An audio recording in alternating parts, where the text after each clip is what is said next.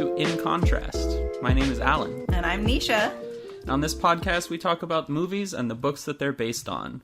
And among other things, we try to answer the age-old question, is the book better than the movie? The catch is you watch the movie and I read the book, with a few exceptions. That's right. We'll work around those when they come. But today, to start out, our very first episode, we're going to talk about The Shining. For this, we'll be focusing on the 1977 book by Stephen King and the 1980 film adaptation by Stanley Kubrick. This is an adaptation rife with controversy for a multitude of reasons, and I'm sure we'll get into plenty of those. The book was later adapted again in 1997 to more reflect Stephen King's vision. We'll talk more about that later, but we will not be focusing on that for reasons we'll get into later. The book was King's third novel and first hardback. It was kind of based on his own experiences with the Stanley Hotel in Colorado and his struggles with alcohol addiction, even though he swears that The Overlook is not based on the Stanley Hotel. There are some similarities maybe we'll talk about. The success of The Shining ended up kind of being huge for Stephen King's career. It was only his third book, right?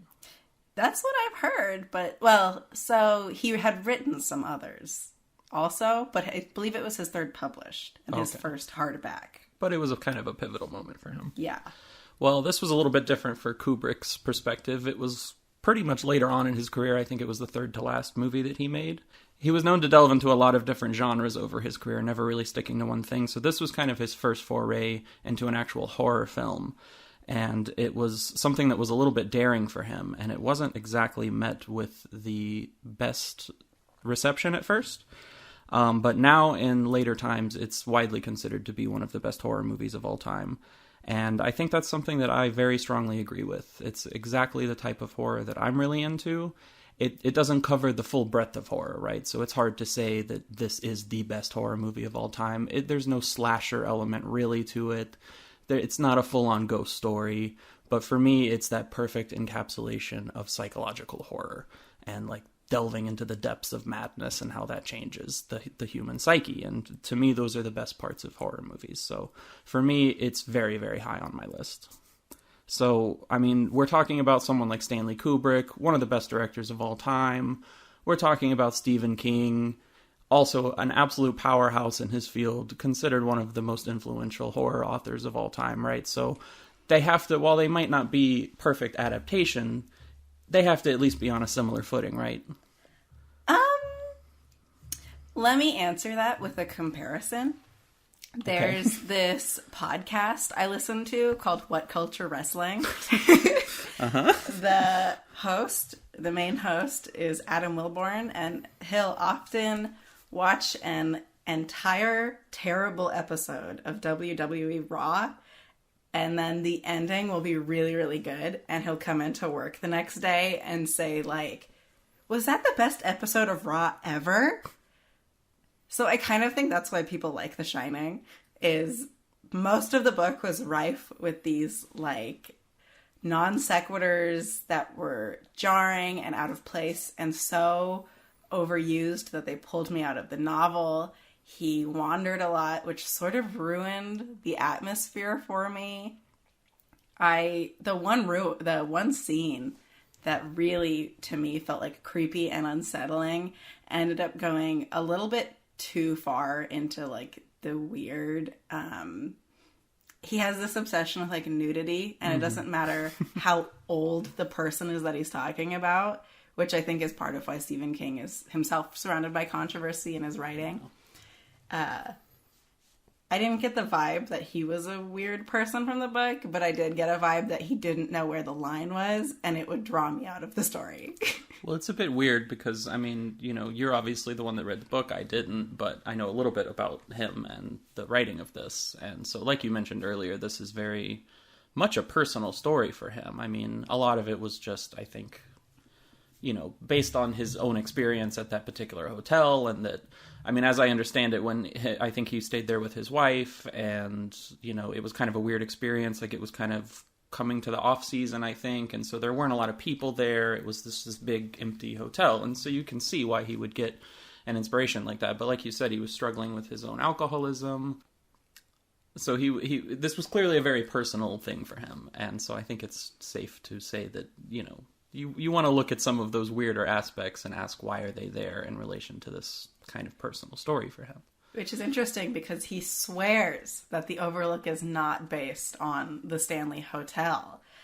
But he was there. So it wasn't just that there were very few people there. It was literally only him and his wife staying there, apparently. But also in the book, which I think is actually different from the movie, it's room 217 that they always talk about. Right. And in the Stanley Hotel, he stayed in room 217 with his wife. My understanding is they changed it in the movie because they didn't want to use a real room number. Right, that was actually a personal request from the hotel that they filmed at, which was the Timberline Hotel, I think in Washington or Oregon or somewhere up there, Pacific Northwest. But yeah, they actually specifically asked them not to use that same number. But then, funny enough, they get more requests for room 217 anyway, just based solely on the book than they do for any other room, so... That's wild to me. Yeah. Did you know that the Stanley Hotel, before The Shining was written, did not have any sort of like paranormal stories or anything like that? And now they do like ghost hunts and paranormal tours of the hotel.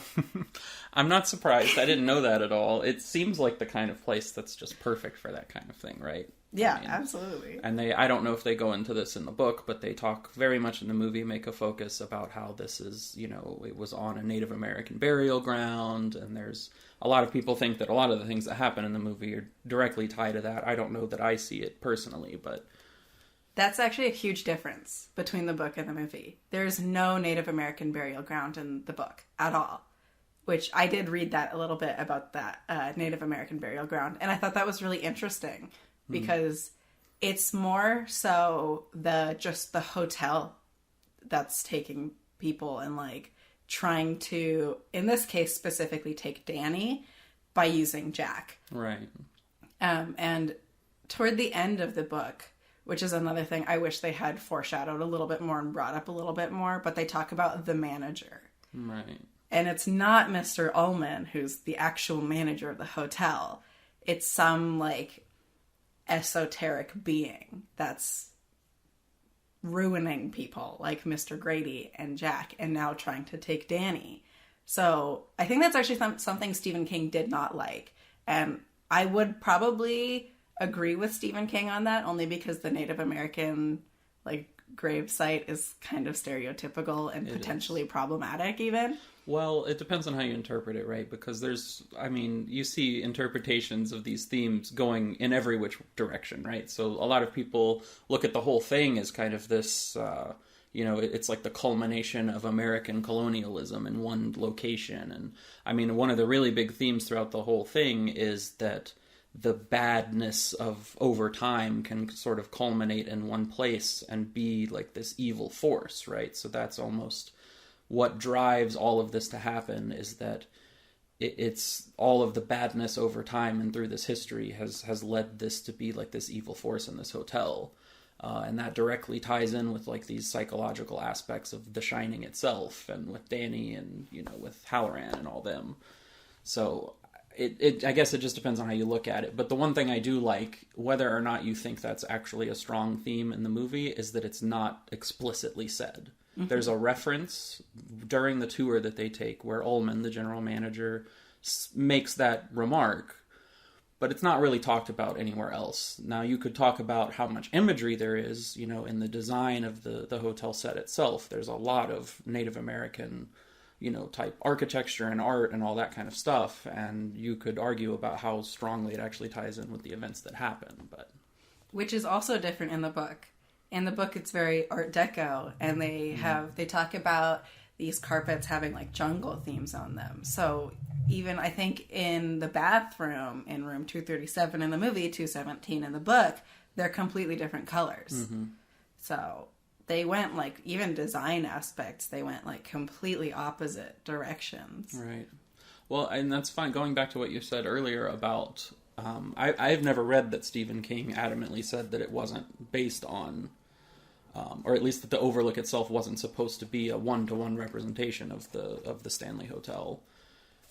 In other words, I've read clearly that it was inspired by his trip there, but I've never read anything past that. But I also know that he was very upset with Kubrick for not wanting to shoot at the Stanley, and instead opting for a different hotel and even building a set for it.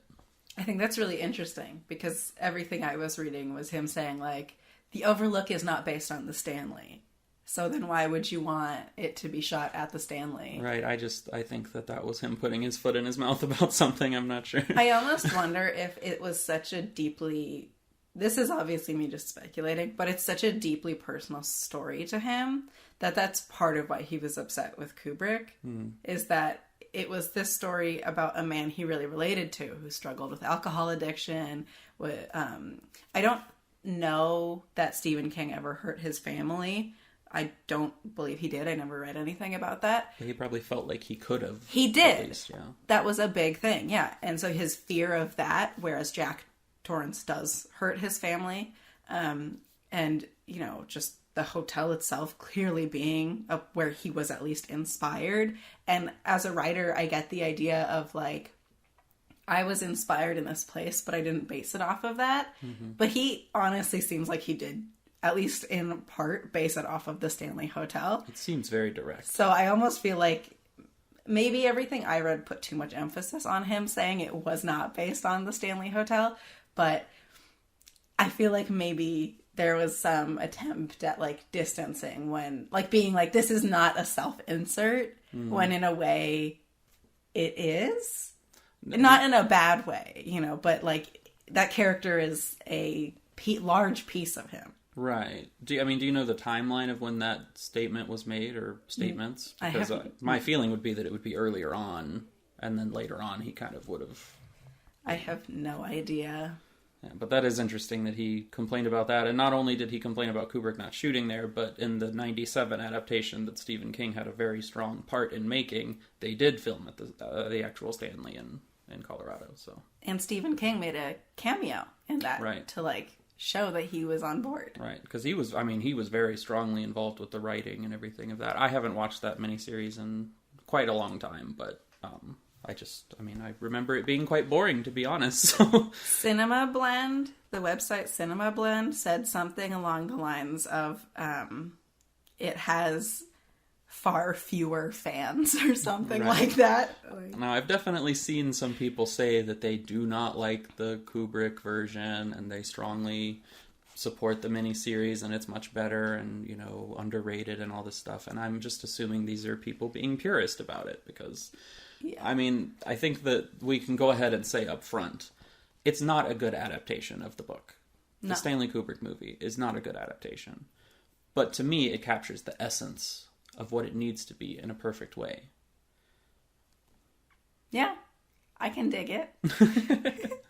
I think that's fair. I was reading a lot of the comparisons I read. It almost sounds like Stephen King talked a lot about humanity and warmth, or those were at least sentiments in the articles I read that were repeated and echoed in the book. You know, he wanted people to see, like, the human side of Jack, whereas he felt like in the movie Jack, like, starts out unhinged, right? And he didn't like that, which when you have this character that is a huge part of you, and someone does that and makes him start out unhinged, you might be a little bit upset. But it almost makes me wonder if maybe the movie is a better horror than the book. Yeah. That's the feeling I get, too. I forget who said it, so I don't know who to attribute it to, but I did see that someone once said that the novel version is Jack. It's about a man descending into madness, right? Simple. The movie adaptation, the portrayal of Jack in that is more a man that's already insane trying to fight his insanity and ultimately losing. And that may have something to do with the medium. You know, books are longer, movies are shorter. Well, and I think that's the real key to this whole thing, right? You can't have everything be an exact one-to-one representation. There's very few times where that's going to work entirely through something.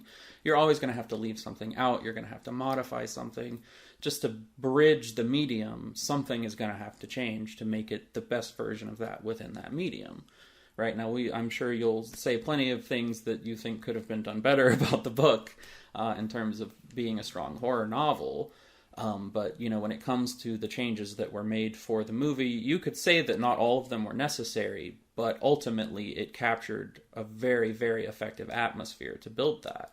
So, I mean, you have to wonder where would the line have been drawn otherwise? Because, I mean, there's mixed things about the you know, perception between the book and the movie, but I think one really important thing to point out is that Stanley Kubrick actually enjoyed the book.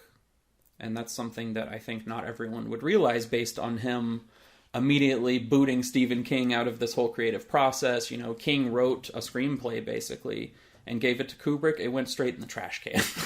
He wanted nothing to do with it. And so you think, I mean, there's lots of conversation to be had about the type of person Stanley Kubrick was. He was a man who knew exactly what he wanted, and he didn't always rub people the right way when it came to making that vision a reality. And I think this is another example where he spoke very highly of the book, and it was actually one of the few things that someone else presented to him as a possible adaptation that he immediately latched onto and actually read the whole book and was very inspired by it. But I think the difference is what Stephen King wanted was for someone to create his vision. But what Stephen King did is provide a new vision to Stanley Kubrick, and that's what Kubrick made. Yeah, and when you're dealing with a shorter format, you have to pick and choose the themes and the elements that you feel are the most important. And in the case of a horror, it's going to be the isolation and the, losing his mind and control of himself, as opposed to humanity and warmth. Because those aren't scary. Right. Those are wonderful things. And, you know, the Shining movie would probably be completely different if they decided to focus on Jack's humanity. They wouldn't, you know, the ending would have been probably far more dissatisfying if we saw how wonderful Jack was the whole time in the movie, and then all of a sudden, you know, he dies. I have not seen the movie in a really long time. I will admit I have seen the movie. Really, the only thing that stuck with me was that, like, ending image of him frozen, and it's frankly hilarious. Did you know that Shelley Duvall, I don't know if it's still the record or was the record, but had to retake a scene 127 times. The staircase scene, yeah. But not only that, like, Stanley Kubrick's own daughter was, like, doing behind-the-scene filming, and there's, like, a lot of video evidence of Kubrick joking with Jack Nicholson and brushing off Shelley Duvall's anxieties. Yeah. It's wild! But this, honestly, I think segues really well into talking about characters and comparing them, because Stephen King said that he thought Wendy in the movie was, like, a super misogynistic portrayal of a woman. Mm-hmm. And he thinks that his Wendy, Stephen King's Wendy, was this strong, capable woman. Yeah. And I'm really curious what you think about Wendy in the movie, and if you thought she was, like, a fleshed out character. I mean, so just to begin with, in the movie, Wendy is played by Shelley Duvall, who's this thin, kind of interesting looking woman. A lot of people might say she's not conventionally attractive. Mm-hmm. She has black hair. In the book, she's this, like, blonde, really hot mama. Mm-hmm. So it's, like, already, like, you have this, like, huge dichotomy. But I actually, from knowing what Shelley Duvall looked like and reading the book, I thought Shelley Duvall portrays how Wendy acts really well, like, physically. She looked right for the way I was picturing Wendy acting. So I just wanted to get your thoughts on that. I understand the complaints with that, because she definitely, again, I don't know the Wendy in the book that well, but I've heard many complaints, not just from King, but from people all over that are fans of the book, or even just feel that that was a particularly bad point of the adaptation, that she is much weaker and kind of going along with the flow. And I mean, I definitely see pieces of that, but I also see why this change in her character fits so well into the movie version. I'm not going to say one way or the other how I feel about it, because, again, I haven't read the book, so I don't have that direct comparison to make. But I also feel like that people, when they talk about Wendy in the movie, don't give her enough credit. Because to me, she actually does quite stand up for herself. She's shrewd in kind of a secretive way, almost. Like, she plans ahead. She doesn't just go along with everything. She hopes for the best. You see her trying. But I think that, it's, I would say pretty early in the movie that you see a shift in her. It's not even really a shift. It's almost present from the very beginning, where she knows that there's something off about Jack. And, that's a difference in how it's portrayed, where, like I said, this is a man that's already a bit insane. He already has this kind of weird connection to the hotel. He's already been violent in his past, nothing too serious, but there's already that kind of hesitance in her. And so I think that she portrays that very strongly. And I would say by an hour in, she is fully in protect herself and Danny mode. And she's not fully showing it to Jack yet, but it's there. And she's you see the wheels starting to turn of her trying to protect herself and her child. And, another big thing is that there's a very big divide between her and Danny and Jack. Her and Danny are more of a single entity, not fully, but they have a much stronger bond than Jack does to either of them. He seems annoyed by both of them throughout the whole thing, almost. So, I don't know. I think that it's a worthwhile talking point, but that because of the way that the themes in the movie work, I think that her character actually works very well. That's really interesting, because in the book, Wendy is actively jealous of Danny's relationship with Jack. It's much better in the book. It's just flipped. Huh. It's like she feels like every time, even if Jack yells at Danny, Danny runs to Jack for comfort.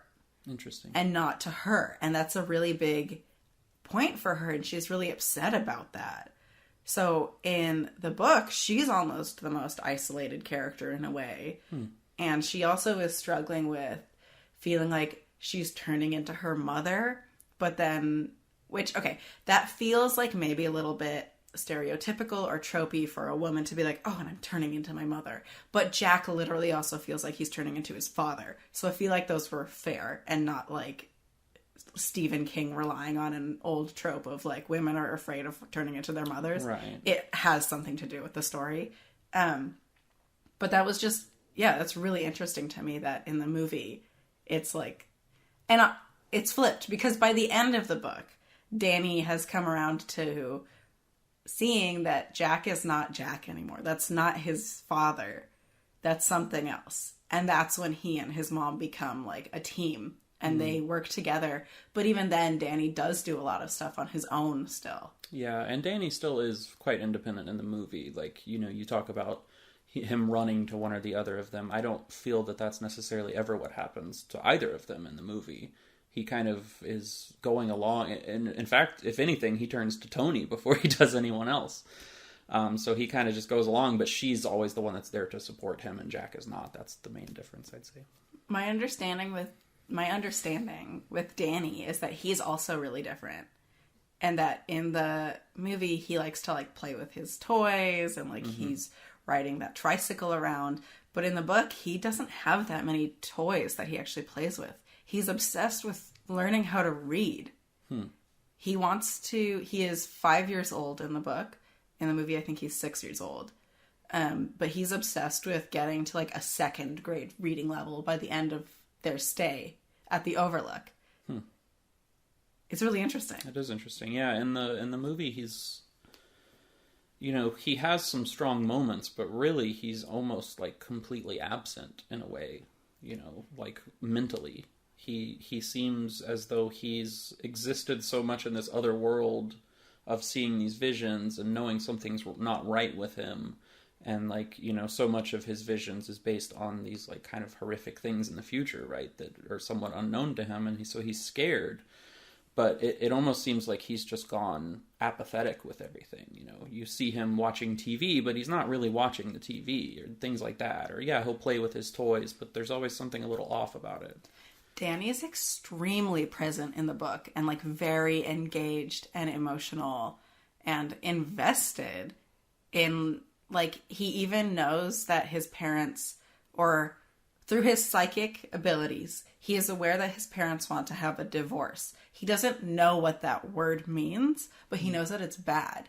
And he's emotionally extremely invested in making things work out for his family. And that's almost through the entire book. He's an extremely vocal and emotional and active character. And the few times he's checked out really mean something. So that's extremely interesting that it's like they took these like extreme moments of his and made those the core of his character in the movie almost. Well, now, how much of the... I don't know if you want to go fully into point of view just yet, but how much of the book is in Danny's point of view? A lot. A good chunk. Oh, yeah, Would quite you say a bit. It's mostly him, or split pretty even, or... So I actually saw some people refer to Danny as the protagonist, in fact. Okay. I don't know if I would agree with that, but I don't know who else I would call the protagonist, because it is extremely split and probably equal among the three main characters, but there's also a fourth point of view in the book. Which is who? Halloran. Okay. So it's the same in the movie. Yeah. You do, you're mostly splitting your time between Jack Wendy and Danny. I would say Danny takes the back seat out of the three of them. There's, especially once things really start to pop off, there's a huge chunk of time where Danny is, barely anything's happening with him. He's basically just suffering from all these visions while the rest of everything else happens.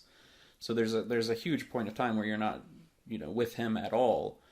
But otherwise, I would say out of all of them, Jack gets followed the most in the movie. But it is split pretty well. But there are quite a few scenes with Halloran as well, where you're just in his point of view.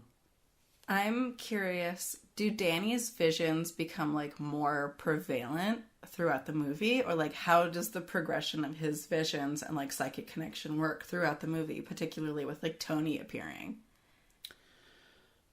Well, we can go in depth on Tony here in a sec, but yeah, the intensity of the visions is what changes, I guess. Not the, if I understand you correctly, like the content is not, it doesn't get worse throughout, it just becomes more common and like it happens more frequently, and it affects him at a physical level and a mental level more strongly as it goes. But I mean, I think only 10 minutes in, before they even get to the hotel, he's already having these visions, which of course a lot of the imagery in these visions in the movie are not present in the book from what I understand. Like the blood out of the elevator, the twins, well, sorry, they're not actually twins, but the two Grady daughters, all of these things that aren't actually present imagery in the book, these are things that he starts seeing almost right away.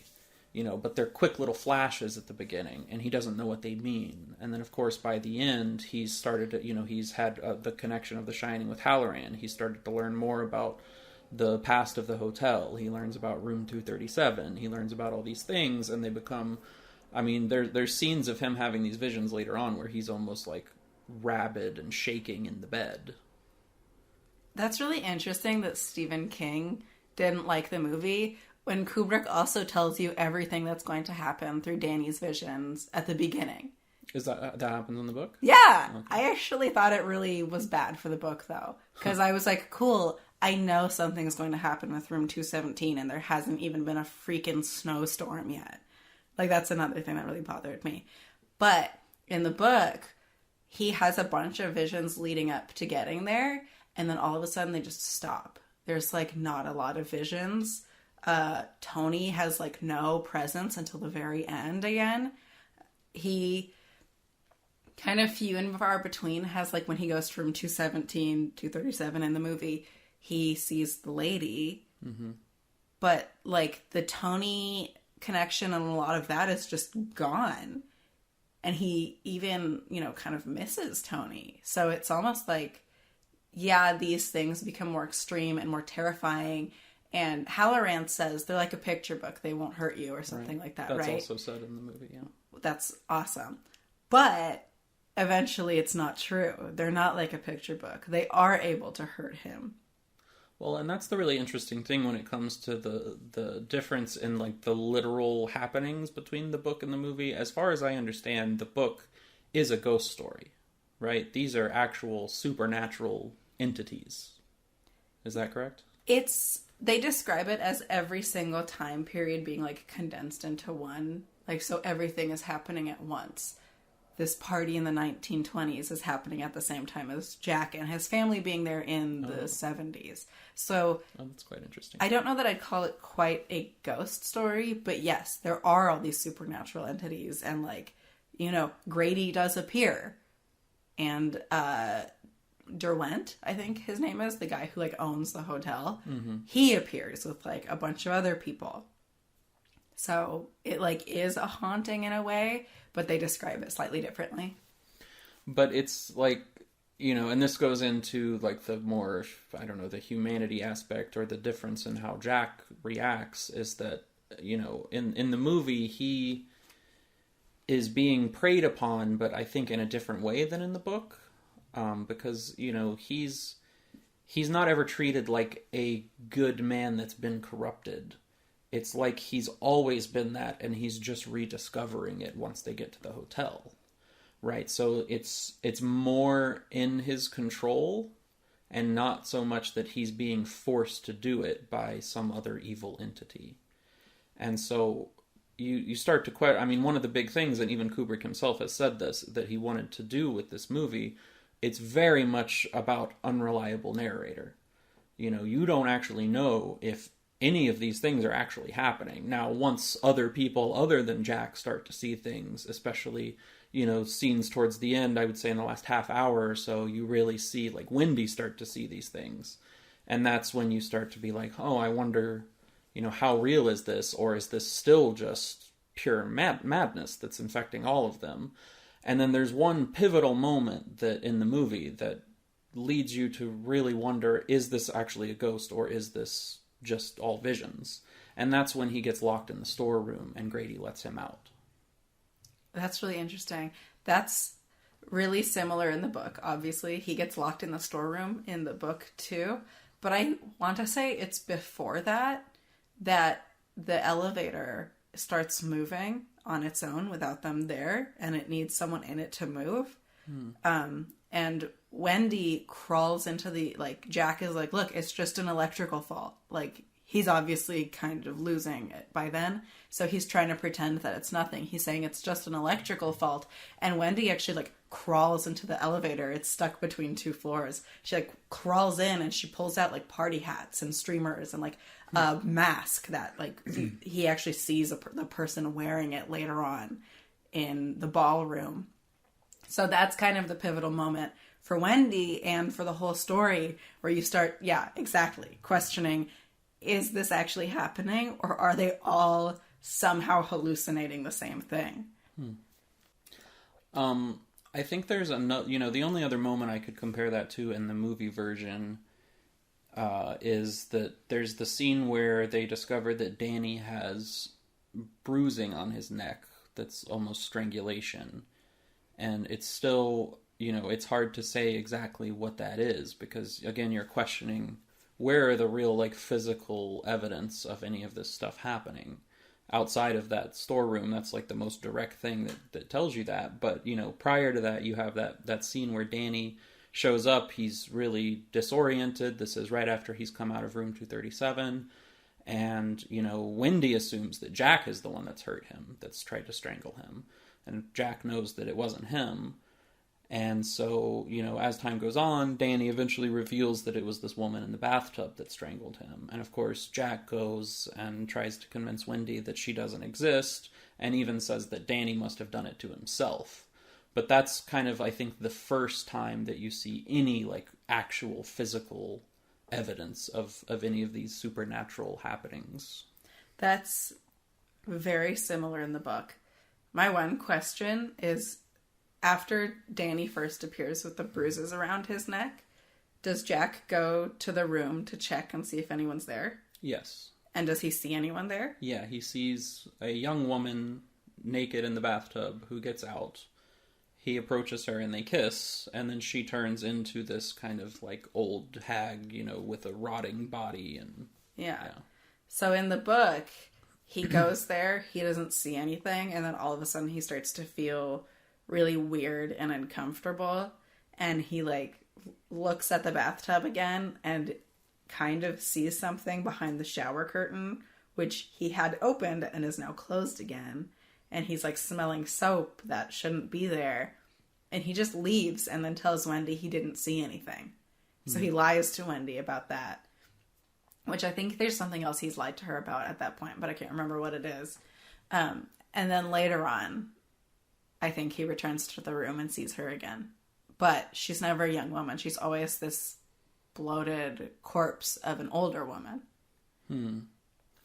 Well, something that's interesting about that portrayal in the movie, I think, is that it does fit with the way that, you know, you mentioned that it's almost like these multiple timelines converging and stacking on top of each other, right? That's not explicitly ever even insinuated in the movie unless you think about it. And that is almost the same thing, because you have, you know, the main one being Jack, of course. You know, he is this new caretaker, right? But then in the very famous final scene of the movie, it shoots in on this picture from the July 4th ball in 1921, and you see that he is in this picture, right? How was he there?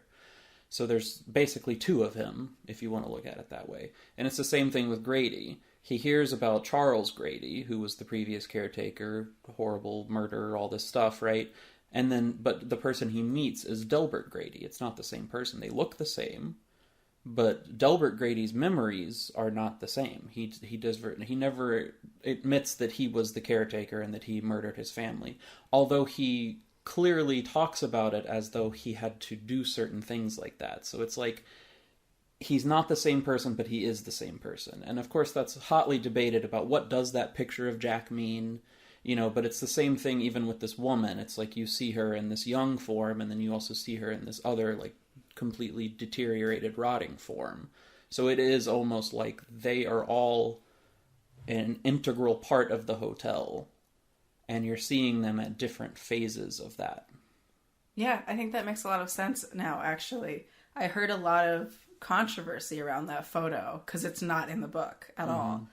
In fact, the ending is so completely different in the book that there would not be a photo like that anymore. Okay. But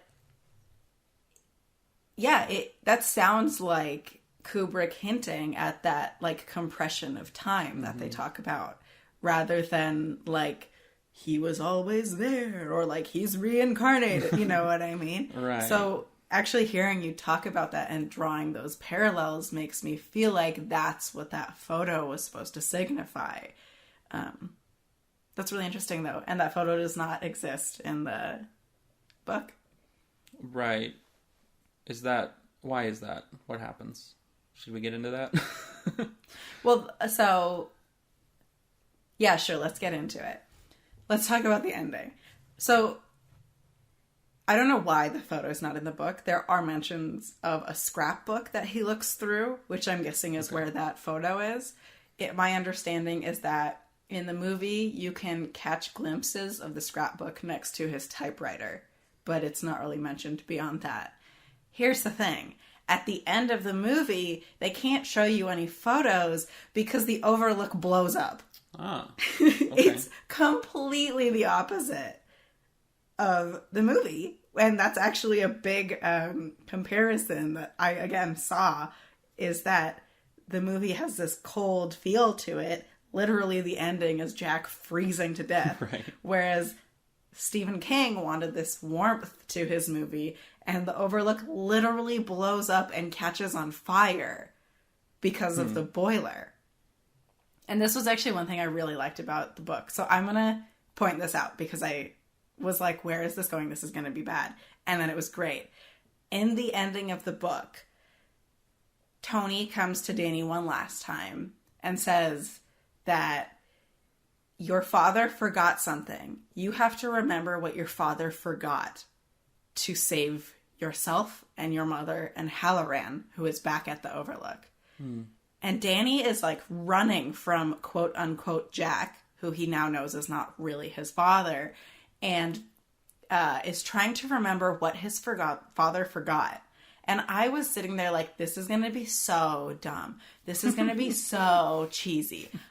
It was the boiler. Throughout the whole book, Jack is trying to remember to check the boiler because it's super old, and if he doesn't let off steam, it will explode, as they say at the beginning of the book. This was the best foreshadowing in the whole book.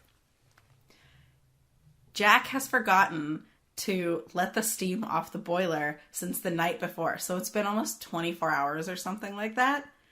And Danny goes, it's the boiler. The boiler is about to explode right before, let's call him the manager instead of Jack, because at this point Jack's not really there, and they actually refer to him a bit like the manager at that point.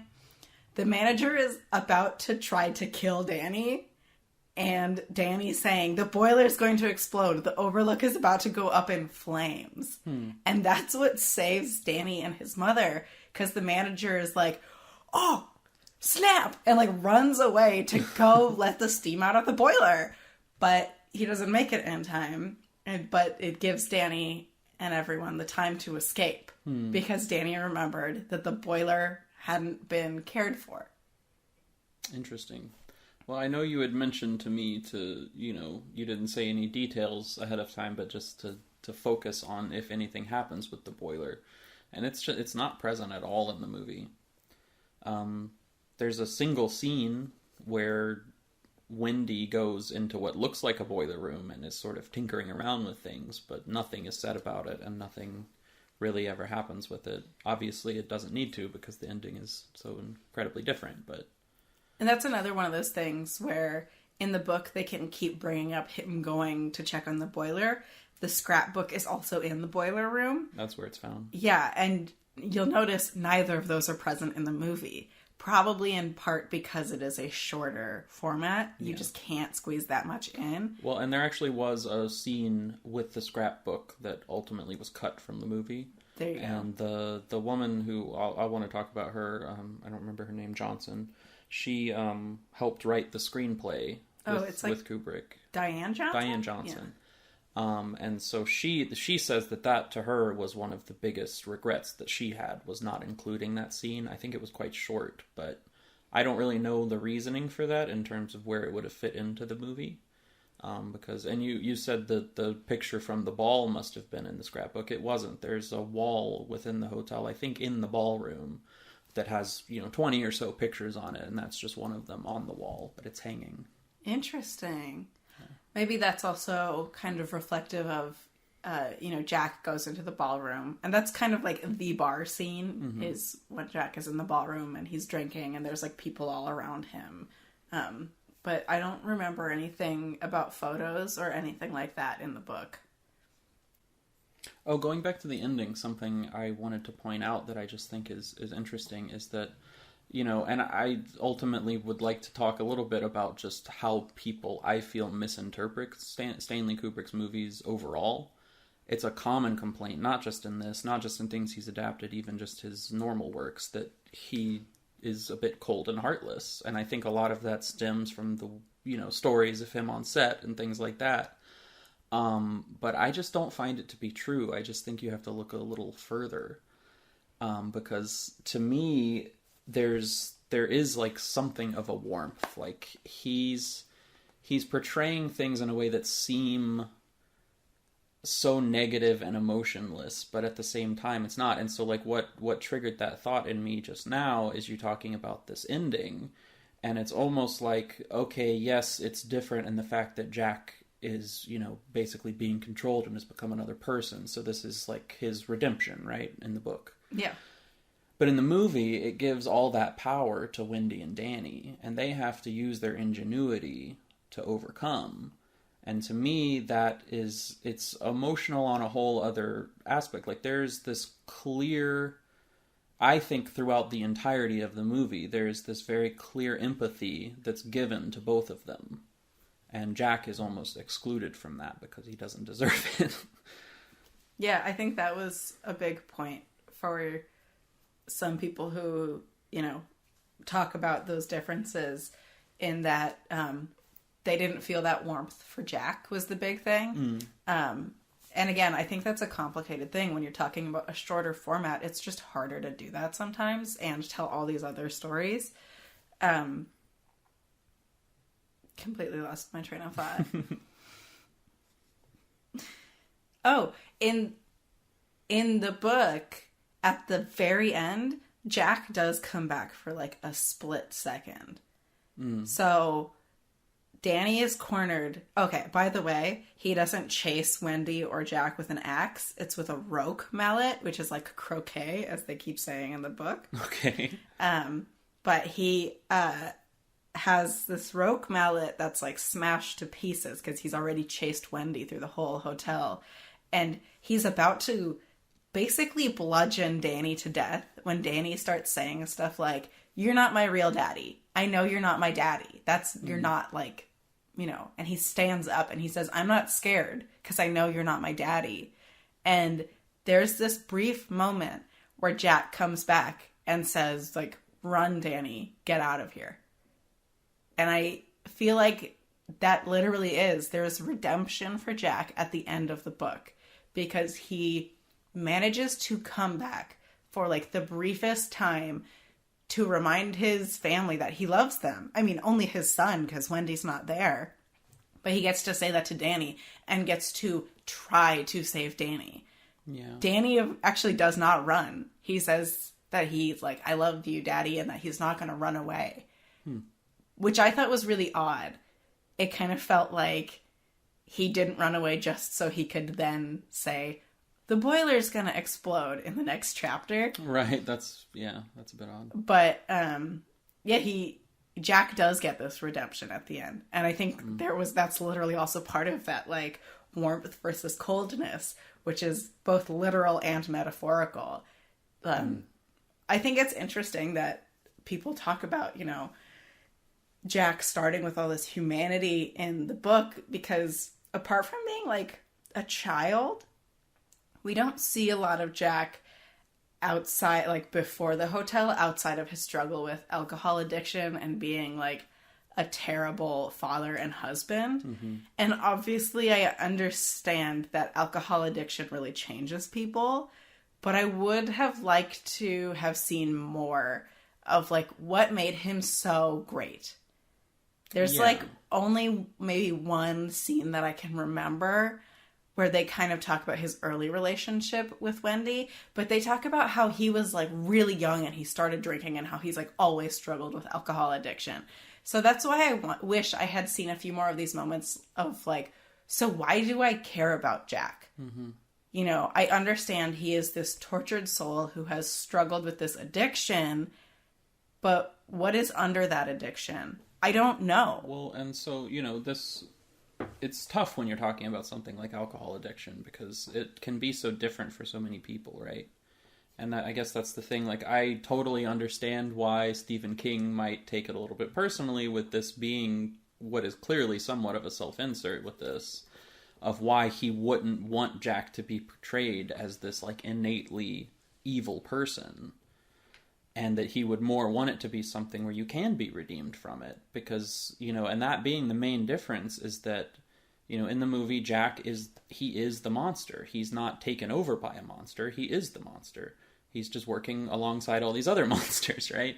And so I just think that's interesting because I'm not saying that that's never the case, you know, where, you know, alcoholism or something like that, some sort of addiction can create you into a different person. And it's almost like a monster is inhabiting your body or you're being possessed by a demon of some kind. But I don't know, I find it so much more compelling to have to come to terms with the fact that no, this, especially from the viewpoint of Wendy and Danny, to have to come to terms with the fact that no, this person is a monster, you know, and it's not just something that you get to excuse and get out of in the end, you know. And obviously he sacrifices himself to do that, but I don't know, I feel like I don't want to say that it's an excuse, but it almost comes across more that way to me. That's really interesting. And that's, even for me, you know, trying to talk about Jack's humanity and all this stuff, he doesn't stop drinking until he breaks Danny's arm in the book. And it's just like, that is so far to go before you finally realize you need to stop drinking. You broke your toddler child's arm. Mm-hmm. He's like 3 years old when he gets his arm broken by his father. It makes you like, I needed more to be like, yeah, Jack is like a great person. And it's not that I don't believe that character exists in there somewhere. It's that I don't think Stephen King showed it to us enough until that very last moment when he says, like, I love you, Danny. Mm-hmm. You know, and we need that so early on. I mean, if that's the way you're going to go with it, you have to build that to be a very strong juxtaposition between the two men at the beginning and the end, right? Yeah, and even in the opening scene, I'm pretty sure Wendy is, like, remembering, like, all of his struggles with alcohol and how he would, you know, she would go cry in bed, and, like, Danny's thinking about all that stuff. And there's none of that, like, but he doesn't do that anymore. Now I know he's going to come home even if I have this now. Like, it's not like that. It's focusing so much on this struggle. And yes, alcoholic addiction and recovery is a lifelong struggle, but you're still more than that struggle. Right. You know, you're this multifaceted person, and Jack feels like he's kind of reduced to this man with alcohol addiction who broke his child's arm, and I'm failing to see why I should root for him. Right. You know, I know people who have had alcohol addiction and still struggle with recovery or are on the road to recovery, and you see the good in them. You know, you see when they show up. But we didn't see that with Jack enough in the book. That's really interesting, yeah. Because, I don't know, to me there's something much more, much more understanding of human nature to paint it as these are things that exist within all of us. And alcohol and addiction is something that just exacerbates it and pulls it out. But it's always there. You know, this isn't just a switch that's flipped where suddenly he becomes a bad person or something. And I think that the movie does a good job of recognizing those underlying layers of somebody, that it's, you know, it's put out there in that certain way. And that's it. Just ultimately he loses that battle, but like it's always been part of him. And I don't know, just the way that you're describing this portrayal of him in the book just doesn't seem like it captures that in the same way. I also think you and I really like those kinds of villains who are just like dripping with evil and they're winning. You know what I mean? Just the worst. There is something to that, but yeah. And I love, you and I, again, both love these stories. And obviously I'm a horror writer and you love consuming horror. It's, you know, we love these stories which are like the darker side of human nature, which is really good for horror, especially gothic horror, which The Shining basically is. So, yeah, it does.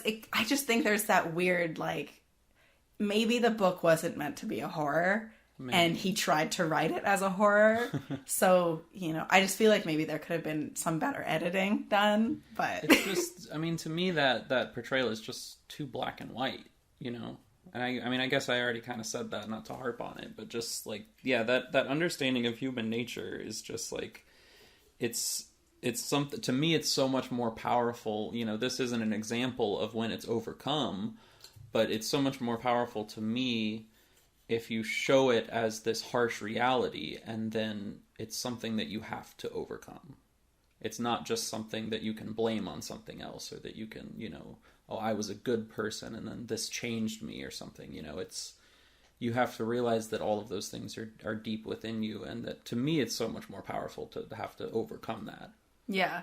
And I mean, I think there's also room for stories that are kind of like, this changed me, but that doesn't feel quite enough. Like this story had to pick a side, and the book maybe didn't pick enough of one side or the other.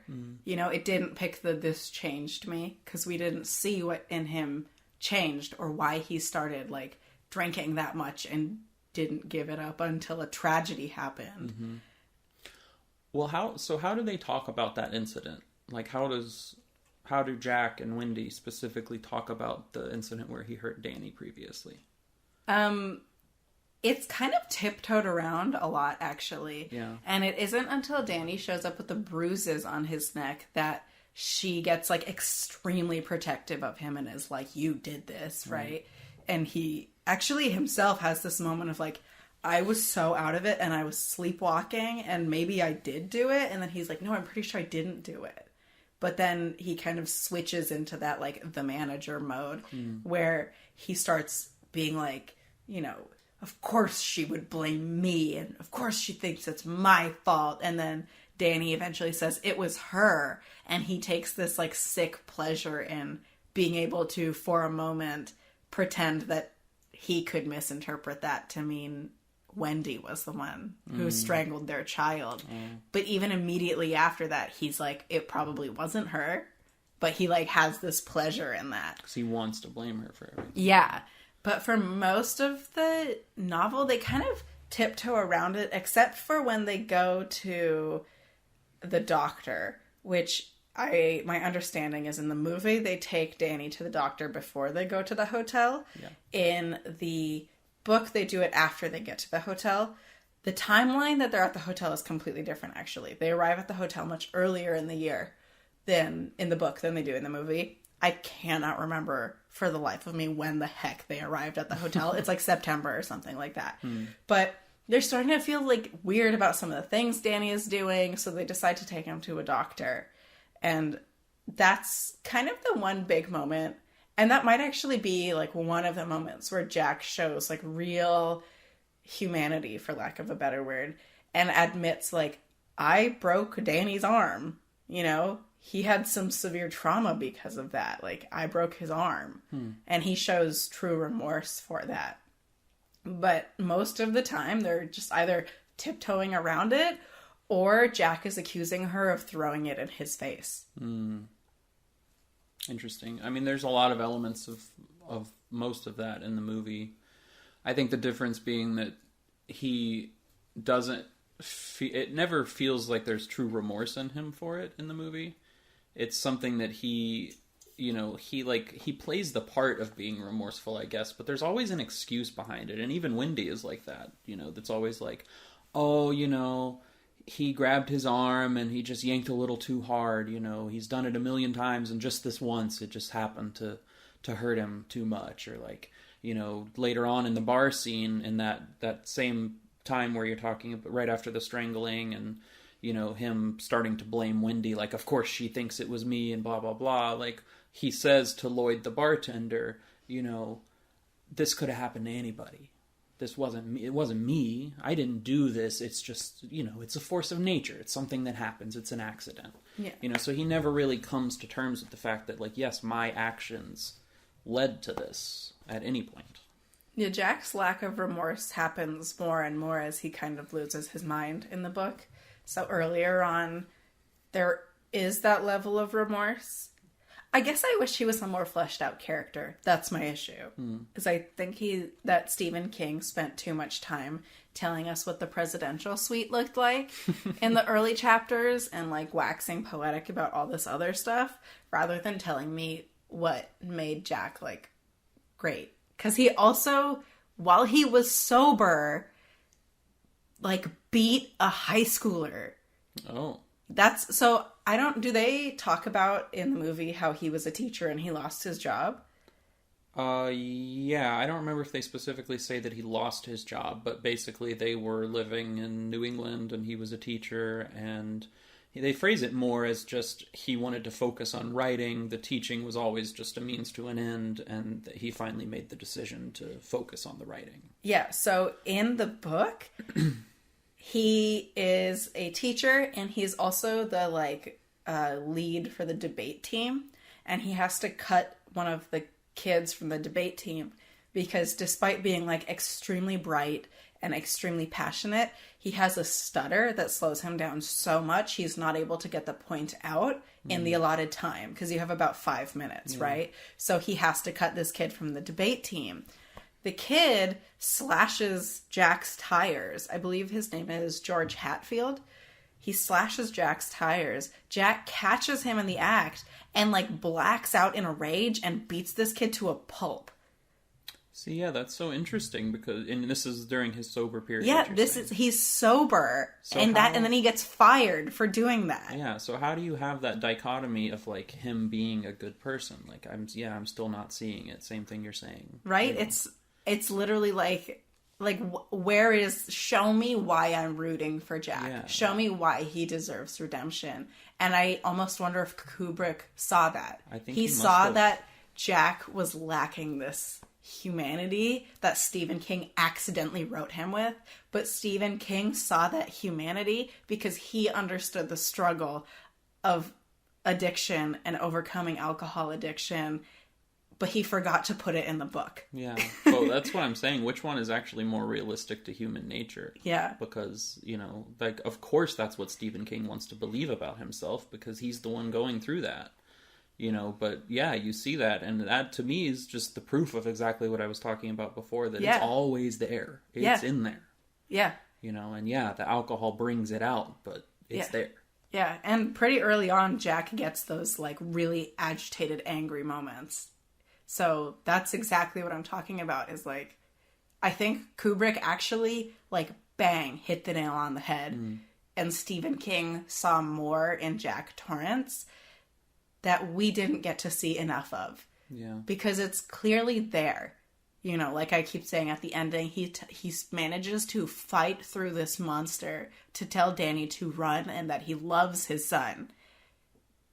But we don't see enough of that. Mm-hmm. Like there are moments, but you also have to consider that there are really bad moments that he's fighting against to prove he's a good person. And it's hard to root for someone who breaks their child's arm. I wish I remembered the order of this, because now that I'm thinking about it, I may have been wrong about when he quit drinking. I think he breaks Danny's arm and keeps drinking. Okay, I really wanted to talk about this point because it's very brushed over in the movie, but if you really pay attention to the dialogue and put the time frame together, it doesn't match. Yeah. Like what they're saying. Yeah. Because, I mean, I'll let you say what you're saying, but just from the perspective of the movie, Wendy is talking to the doctor about Danny, right? And they mention this incident. Uh-huh. And she talks about it as though he quit drinking as a direct result of this particular incident immediately. Yeah. But then when they reference back to things, the incident happened 3 years prior. He's only been sober for 5 months. So that's a difference in the book and the movie, is that he's been sober for 14 months in the book. But it was like 2 years ago that he broke Danny's arm or something like that. I just remembered that. So I made a particular point of that because I had never noticed that before until this viewing. So that's what makes it interesting to me, is this man breaks his toddler's arm in a drunken rage and then continues drinking. Mm-hmm. What makes him stop is that he and Al Shockley, who is the guy that gets him the job at the Overlook and was on the board for the school that fired him, and was the only person on the board who said he should stay on staff, gets him this job, and Al Shockley and he had been drinking, and Al is driving, and they're driving way too fast on a curvy road, and they slam into a bike, and they cannot find a body. Oh my God. But there is like a mangled bike in the middle of the road, like one of the tires flies off, and there's no body. They don't hear about a body in the news or read about it or anything like that. But both of them quit drinking at the same time. And then God. He still beats up George Hatfield. Yeah, so that's why there's like all these things that it's like, you didn't even quit drinking when you broke your own son's arm. And again, I understand that alcohol addiction is not easy to kick. It's a complicated, messy subject. Give me something that I can like about this character. This just says more that Kubrick portrayed it better, because he was always a piece of shit. Like, of course there's the addiction problem, but it's just like the way that it's talked about, especially hearing Stephen King talk about what he didn't like about this movie, and particularly the portrayal of Jack, is that he wants it to be this very big difference, right? This big change. And how you do that? I mean, this man's committing child abuse, vehicular manslaughter, potentially. Allegedly. And, beating up a minor. Like, what? I mean, come on. Beating up a minor while sober. Yeah. At school. So then you don't even have the excuse of the alcohol anymore. So it's just, there's clearly an anger problem here. This is not a good person. Like, yeah. I don't know. I don't understand why there's such an issue. He took such an issue with this. Yeah. You know, because that's clearly the character that he wrote. Yeah. Is not how he describes it. So I don't. And maybe the answer is simply that Jack really needs help and he doesn't get help.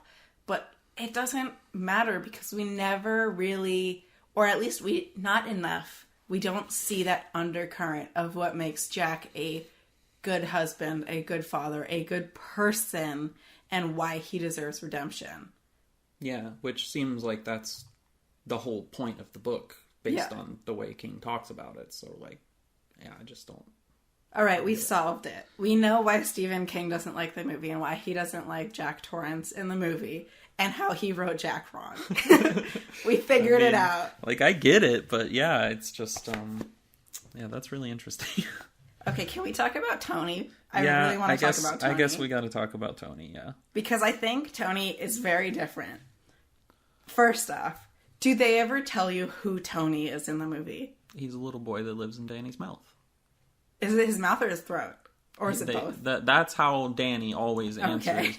You know, Wendy will explain, oh, he's his imaginary friend. Yeah. You know, simple. Yeah. That's, of course, what any parent would assume, right? Yeah. Danny describes him as, oh, he's a little boy that lives in my mouth. And you can't see him because sometimes he gets scared and he hides in my stomach. Okay. That's what he says. That's interesting. So they don't give you any context beyond that as to who Danny is? Who Tony is? Oh, sorry, Tony, yeah. No, the only other thing that they talk about a little bit is like when he started appearing, which I could be a little off about this. I probably should have rewound that part and I didn't. But who cares? You know, it's when they're talking about to the doctor that comes to visit before they go to the hotel. Wendy specifically says that that Tony showed up like years ago, like he had been there for a long time, basically like right after Danny had started school. Okay, can I tell you something? I guess that's the whole point of this podcast, is that I'm going to tell you stuff and you're going to tell me stuff. Danny's full name is Daniel Anthony Torrance. Yeah. I just about screamed when they revealed that, and I don't mean in a good way. I mean in a way where I was like, wow, this is dumb. Because they even have a scene where the doctor says to Wendy, you know who Tony is, right? You know why he's called Tony. And Wendy goes, yeah. And then they don't address it. This is a huge pet peeve of mine in storytelling, particularly writing. When you are in a character's head and the character doesn't tell you the information they know. Right.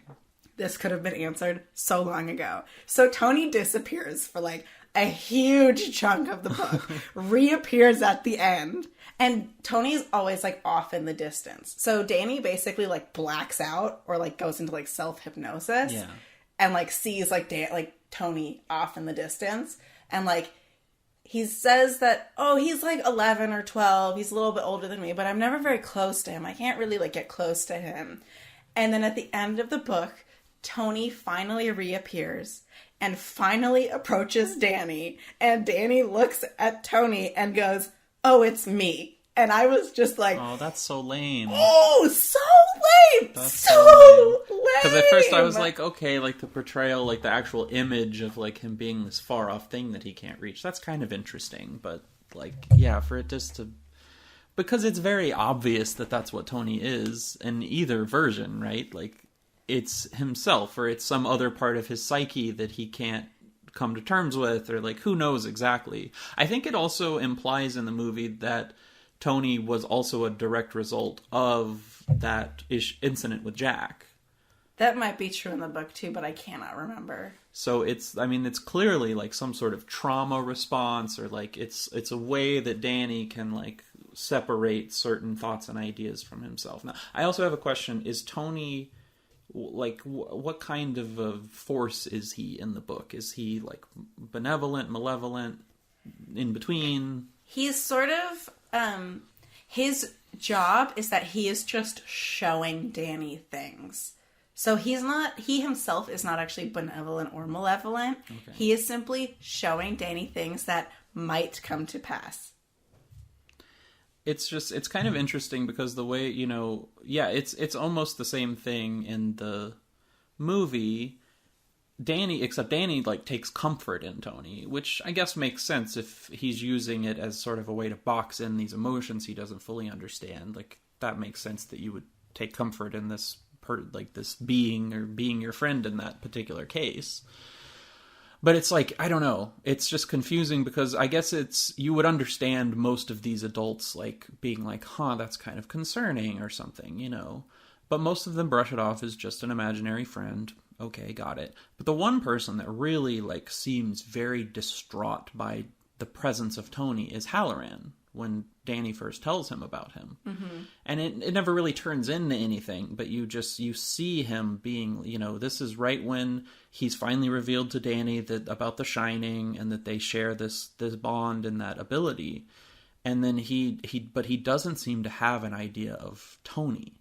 So I guess that's when you learn that Tony is not actually some sort of, like, supernatural entity, or, like, some sort of outside force. In other words, it is purely internal within Danny. But it really concerns Halloran when he first hears about it. So I just thought that was interesting. Like, I can't remember if Halloran is exceedingly concerned about Tony or not. That's so early on. I read that so long ago.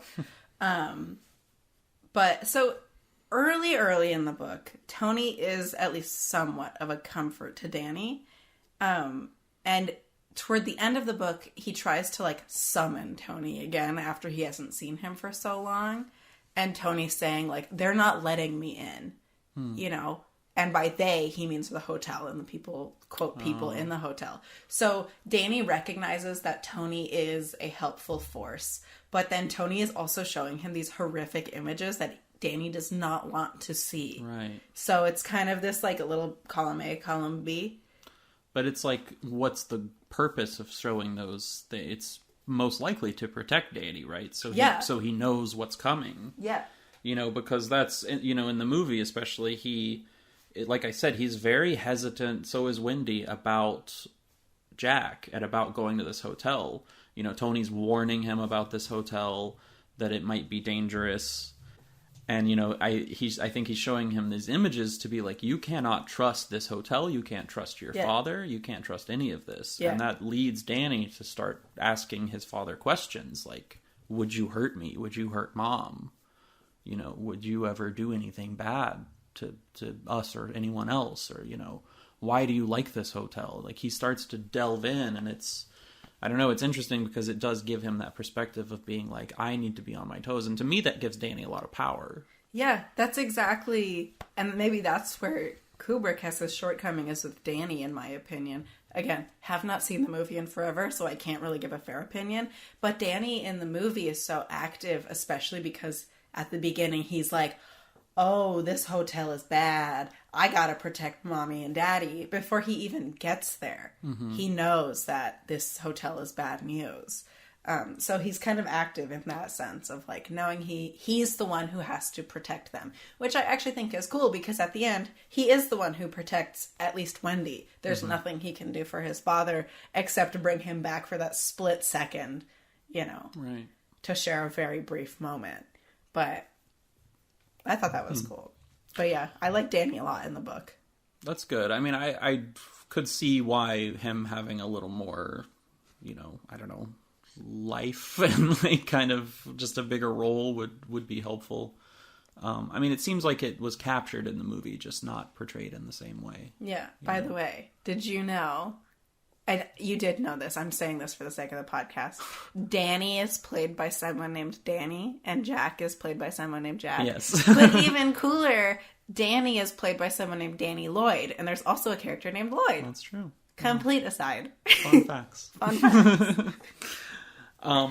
I also want to point out, you keep talking about how Tony goes away for a while, and it's almost the exact opposite in the movie. I don't know if you remember, but there's a pretty big period there where it's more that Danny's gone away, and Wendy's trying to talk to him, and it's only Tony that's answering. He says, Danny's not here right now, Mrs. Torrance. He's gone away, Mrs. Torrance. He can't wake up, Yeah, they cannot communicate with Tony. No one except for Danny can communicate with Tony, which I guess makes sense because Tony is literally Danny. Mm-hmm. Whereas in the movie, if he's referring to her as Mrs. Torrance, maybe Kubrick actually decided maybe Tony is not Danny. I don't know. I think that it's still that Danny is trying to separate the two of them within himself. Yeah. It's obviously in other words, I don't think that there's actually any other kind of like supernatural element or something being added there. I think it's still, it's just that Danny has retreated so far mentally that he won't answer as himself anymore. Yeah. No, Danny is basically fully there with the few gaps like here and there. He even helps Wendy drag Jack into the storeroom. Oh, yeah. Wow. Like, so the first is that he's, like, helping cushion Jack's head so it doesn't slam on all, like, the, what are those things called in door frames? Like, you know, when you have, like, a little bump in the door frame? A door frame? I don't know. Yeah, a threshold? Threshold, yeah. So he, like, isn't bumping his head on all of those as they drag him through the rooms. And then Jack is waking up when they're almost to the storeroom, and he literally grabs, I believe it's Jack's left leg, and helps Wendy pull him. Like, he is so active in the book. And they actually talk a bit about how he doesn't need Tony anymore. Like, the doctor says that, and a bunch of other people are saying, like, he doesn't need Tony anymore. He's moving past Tony. And then at the end, Tony himself says that. You know, you don't need me. You just have to remember. And then he literally just walks past Danny and disappears. Interesting. It's very interesting. Which I don't dislike that portrayal at all. I think that is quite cool. Yeah, it's just really disappointing when Tony looks down at him and Tony or Danny is looking up and he's like, yes, because I am Daniel Anthony Torrance. And you're like, I waited 600 pages for this? It's like, I mean, I could see that being really captivating if you're like 10 years old. Oh, you know, someone's going to listen to this and get really mad about that.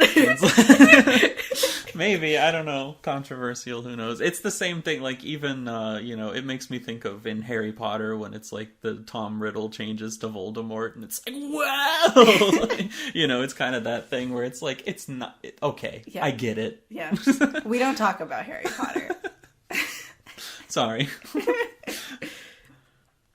There is one thing I want to talk about that I think Stephen King really like hit the nail on the head with in the book. And it's the scene where Halloran is flying from Florida to Denver and the landing at the Denver airport is a nightmare. Oh, yeah? Yeah.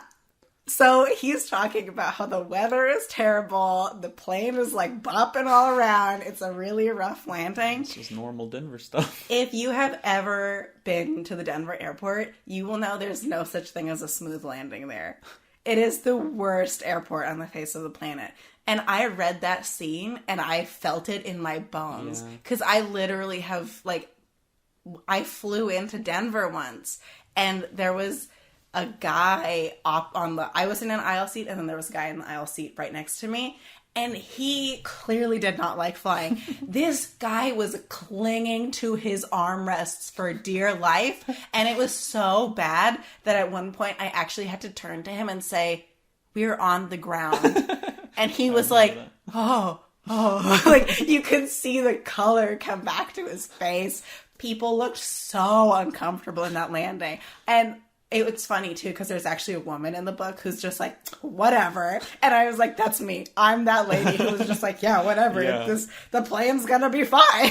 See, I'm gonna imagine that was also based on a very personal experience of Stephen King being terrified as he landed in Denver. Oh, yeah, absolutely. Because even Halloran is like, I don't like this. But then there's just that one lady. And that's probably how landing in Denver always is. There's one frickin' lady on that plane who's gonna be like, yeah, this is what it's like flying into Denver. You're gonna be fine, but it's gonna suck. And that's me. So if you ever fly to Denver with me, that's the experience. Yeah, I'm always the one clutching onto something, and you're the one just smacking me going, get over it, it's fine. Yeah, you were the guy clutching the armrest, so I had to say we're on the ground. I'm the guy, yeah. That's not true. And if you were that guy, I had to say we're on the ground too. I just want to know, you did a really good job on that flight for how afraid you were. Like, I saw the fear in your eyes and you held it together, bro.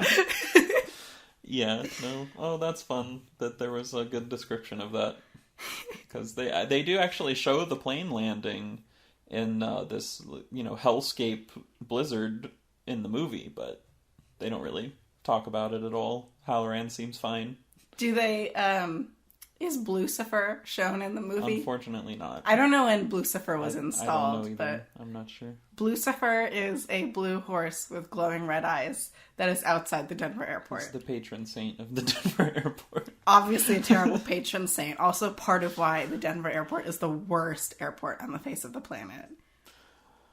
Well, as long as we're talking about stuff like that, this doesn't fit in anywhere else. I just wanted to point out that, isolation is such a huge, huge part of this thing, right? With the hotel being really, really far away. How far away is it described in the books? Do they talk about that? Like from town? Yeah, they do. I did not write that down. Sidewinder is the closest town, and it is like miles, and then there's like way too much snow, and to get there, Halloran has to get a snowmobile. Yeah. So that's the same in the movie, but like compared to reality, they talk about like Jack and Wendy and them, they live in Boulder. Yeah. And, if this is supposed to be the Stanley that's in Estes Park, it's like a 45-minute drive. Oh. It's barely even in the mountains. So maybe that's part of the reason that he insisted at first that it wasn't that one. It's not the Stanley Hotel. That's too close. Because they say it takes 3 hours from Boulder on a normal day. And then when Halloran has to go in the blizzard, it's like 5 hours. So. That sounds about right. But yeah. I should have written it down. That was not a detail I wrote down. Yeah, I just thought it was interesting. That is interesting. It's really interesting. Because I always assumed that it would have had to be... I remember when we first moved to Colorado... And I knew about Estes Park and all that. And I went to go see where it was. I expected it to be deep in the mountains somewhere. It's like right on the outskirts of Denver. Yeah, it's like right there. I know. I was like, I'm pretty sure I've been to Estes Park like a lot. Yeah. But yeah, there are hotels like that in Colorado though, that are like in the mountains. And those roads will close during bad weather. Oh, yeah. Even to this day. Like... some of that terrain is really rough and really rugged. So I do think it was believable. But yeah, the Stanley Hotel is just like right there. I have one question about Halloran, and this might sound like a really weird question. Is Halloran black in the movie? Yes. Okay. Scatman Crothers. Scatman Crothers? That's the actor. Oh, that's the actor. Okay. Yeah. He is black in the book as well. Oh boy, does Stephen King not... Well, okay, this was written a long time ago. This book did not age well. I wanted to ask you about the He talks about... Oh my gosh. He talks about Halloran's black hands way too much. I don't know why he has to describe his hands as black all the time. There is ample use of the N-word. And it's not in a way that makes me think Stephen King is racist. It's in a way that I feel like he's trying to be like, black culture, two black men will often refer to each other as the N-word kind of thing. But when it's someone like Stephen King writing it, it's... But also, when Halloran is on his way to the hotel, there's like scenes of like lynchings like appearing in his head and like N-word like being thrown in his face, like way too much. And I was like, Stephen King, you gotta pump the brakes. And there's also other words in the book that don't age very well, unfortunately. So that's interesting. Yeah, no, they definitely don't make a big deal out of it in the movie. It's just kind of he just is. They do. The only time it's referred to outside of him just being there is that there's the scene, one of my favorite scenes, where Jack is in the bathroom with Grady. He finally sees him and has a conversation. This is the first time that he's actually meeting Grady, as a spirit or some sort of entity of the hotel or whatever. And so he says, Mr. Torrance, are you aware that your son is trying to bring an outside party into this situation? Yeah, he says that in the book too, but they're not in a bathroom. Okay. I love that scene. Being in the bathroom scene for that was perfect, I think, and like the colors and that. Anyway, but yeah, so he does end up. Grady uses the N-word to describe Halloran in that conversation, and then Jack repeats it back. Yeah, yeah. But that's it. No, I probably should have counted how many times the N-word or like various forms of it were in this book, but it was definitely written in a way that made it clear Stephen King was trying to portray a black man in black culture accurately, and also the racism and things that would be hard for him to deal with. Probably not the right person to do it. A little bit jarring. Yeah. A little bit. I mean, it just sounds out of place a bit. I don't know. Yeah, especially because, like, no one else is kind of having those kinds of visions, really. Like, he's having these extreme visions of lynching. Yeah. And, like, use of the N-word. And no one else is quite having that experience. Right. I mean, as far as I understand, Halloran, like, all of that stuff dealing with his abilities is a lot more prominent in the book.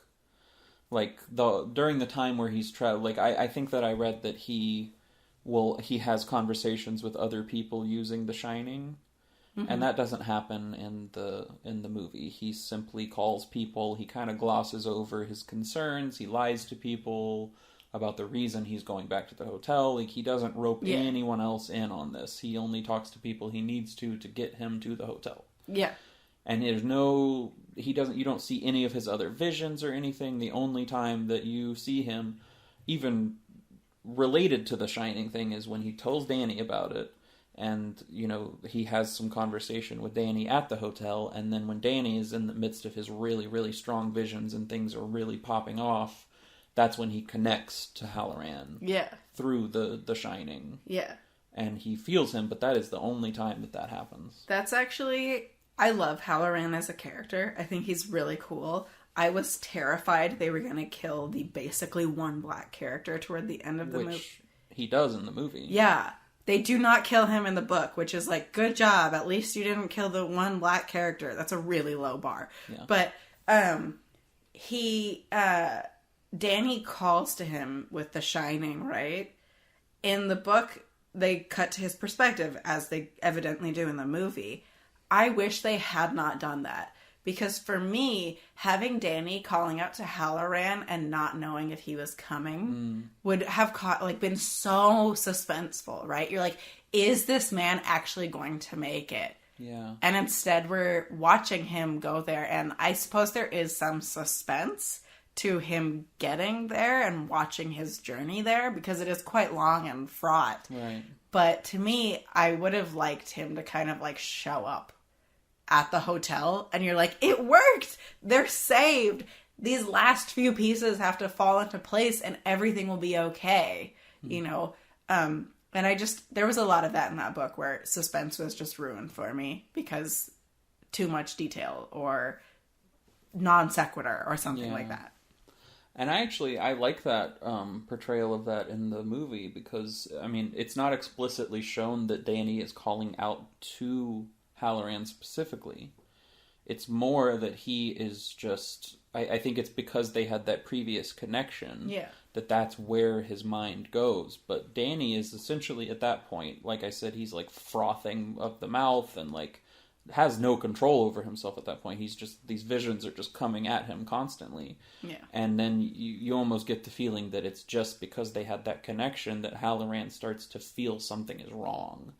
And it's more just that like vague sense of dread that's driving him. He doesn't know he doesn't hear Danny call out to him, I don't think. Yeah. He doesn't know specifics of what's happening. He feels it through that connection that something is wrong, and it's just that vague sense of dread that drives him to go to the hotel. I like that, where it's just that feeling of like, I have to go. In the book, he literally like hears it. Mm-hmm. He like wham! He's like, oh my god, I hear Danny screaming for me. You know, so there's like, you see Danny screaming, and then you see Halloran hearing it. Like, you're like, yep, got it. Yeah. Like, wish I had wondered if Halloran was hearing it or not.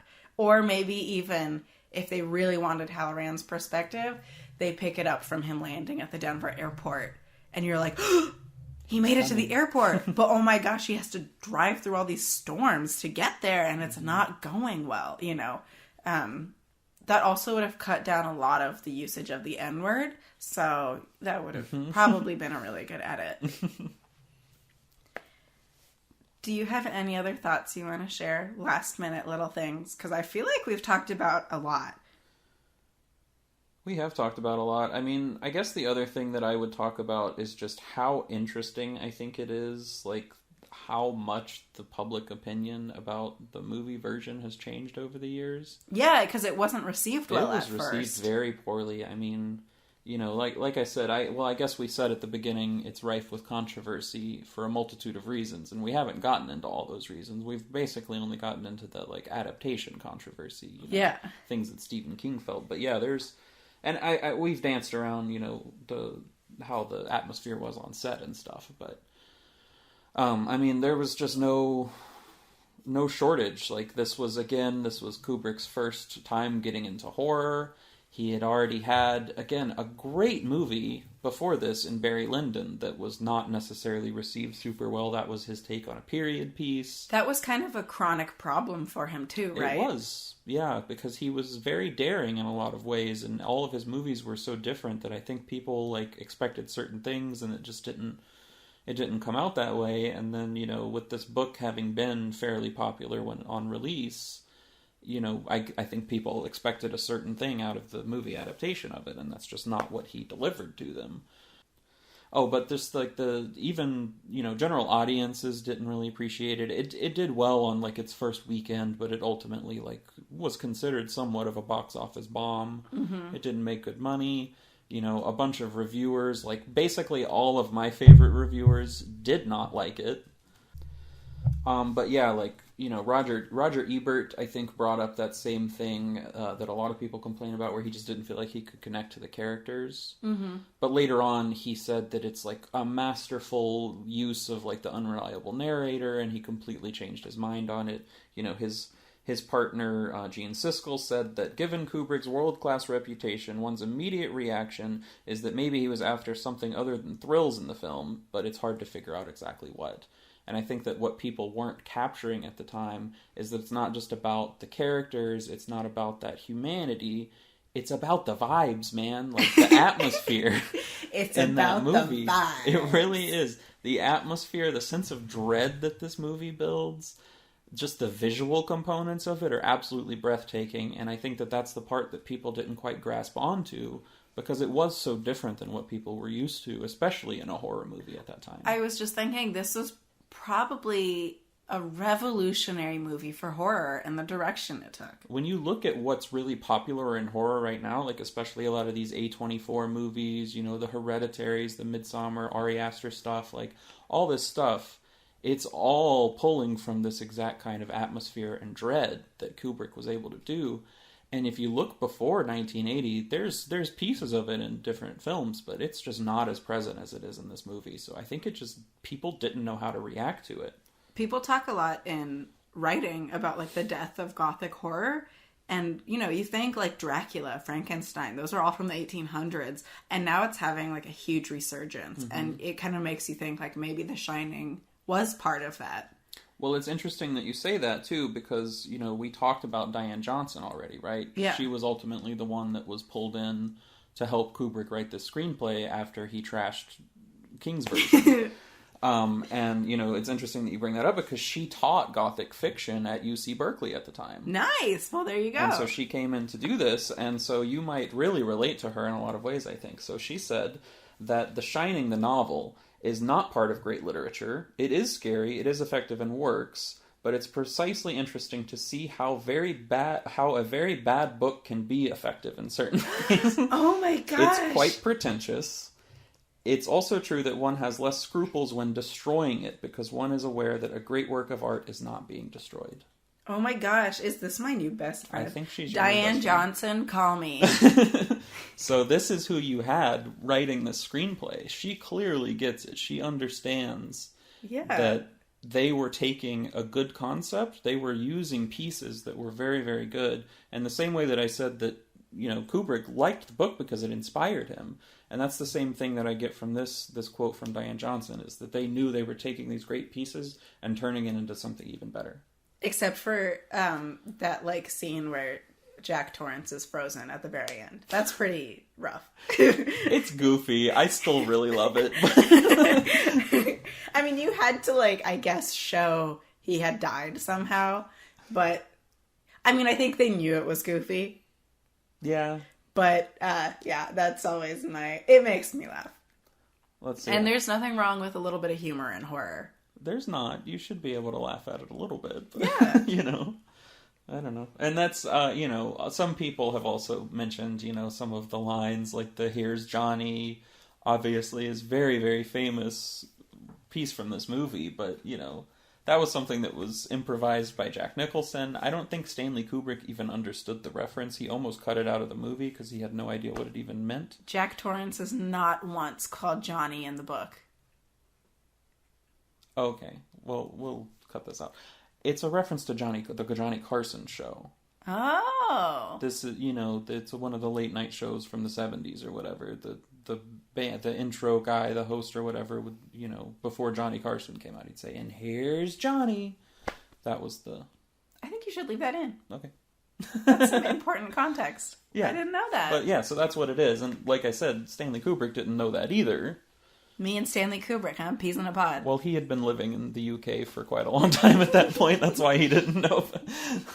I guess, granted, you were born many years after Johnny Carson show was a thing. But yeah, that's where it came from. So, and there's all the, you know, that kind of that whole sequence. There's, you know, he starts doing the Three Little Pigs thing.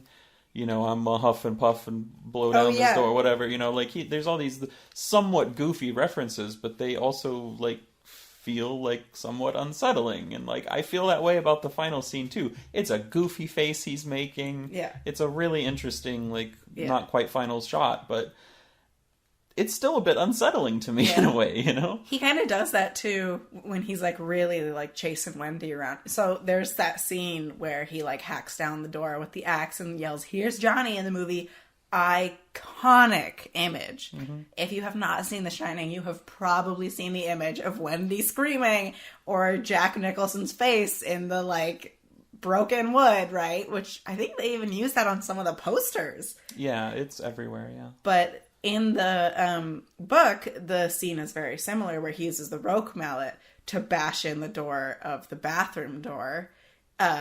Instead of like screaming a ton, she uses like a razor blade to like slice at his hands. It's pretty cool. That is cool. Yeah, I guess that's like a scene where she's a little bit more badass. She has a knife in the movie and she does cut his hand. She's already stabbed him with the knife. It's in his back when he's breaking down the door. Yeah. Yikes. That scene in the book is brutal. He is like, he breaks her ribs with the roque mallet. He breaks some of her vertebrae. Yikes. He like bashes her up and is chasing her up the stairs. She gets into the bedroom and he's trying to break into the bedroom and she has to go hide in the bathroom. Yeah. And that's when she starts doing that with like, she doesn't have anything. She rummages through all these medicine cabinets after she's already stabbed him once. And he starts saying things like, "You killed me. You killed me, you B-word, female dog," right? He's like saying that to her. So, and he's still chasing her. Like, it's actually a really good scene. Super brutal. And in a fit of like panic, she pulls a razor blade out of a razor and is slicing his hand with it. Yeah, it's an amazing scene. That's pretty good. And then he leaves to go chase Danny, which is when she finally gets out and she passes out because she is so beat up. Right. That's crazy, yeah. So in the movie, she doesn't get actually like physically harmed all that much. The sequence of events is roughly the same. You know, she has to hide in the bathroom. She is holding a baseball bat trying to like, she ultimately hits him in the head and knocks him out, and that's kind of how she gets away. But he never does anything. He only says, which it's one of my favorite lines there, is that he's like, "Wendy, darling, love of my life, I'm not gonna hurt you. I'm just gonna bash your fucking brains in." Yeah, and he's talking like that too, to like Danny and stuff. He's like, "We're gonna be great together, and we're gonna be so happy together, but first you have to come here and take your medicine." Oh, yeah, you mentioned that. So they never talk about take your medicine in the movie. That's something his father said to his mother. Jack Torrance's father said to Jack Torrance's mother when he beat her face in with a cane. Yikes. Yeah. Well, see, all that's quite good. Yeah. See, there's a lot of really interesting stuff in the book. That's why I told you this before. He really needed an editor to go through and just cut that book apart and put it back together. You know what I mean? Because there's so much there that's really interesting. And that's why I genuinely think the ending was really good. Because it was, like, exciting and fast-paced and things were coming together and, like, wow, all these things actually meant something. You know what I mean? Rather than just feeling like it was wandering for so long. But that ending is brutal. It's wild. That's interesting, yeah. And that's what makes me think of, like, to fully appreciate Stephen King and, like, his place in horror writing, you almost have to move away from, like, the mindset he seems to have when talking about this movie. Like, he doesn't understand that how deep his contributions are to, like, certain elements, I think. Yeah. He has this very specific vision, and that's what he wants. But, like, really, his strength and his place in that industry, to me, is just that he had these really shining examples. And, ironic. You know, sorry.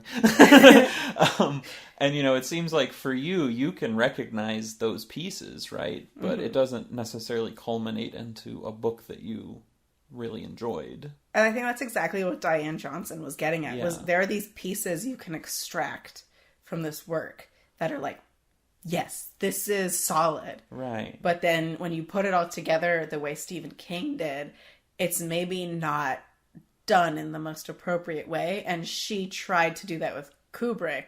Honestly, I'd maybe be curious to read, like, her version of the novel. Yeah. Because she probably would put in a little bit more that just wouldn't have worked in the movie. Yeah, I wonder. I just think it's really ironic that it seems like most everyone else understands that except for Stephen King. Yeah. But yeah, just a couple more things I wanted to mention about kind of, you know, what happened when it came out that are just kind of interesting to me. Like, you know, I already mentioned that there was some amount of, like, skepticism and, like, at least Kubrick himself felt like his previous film had been a failure before this.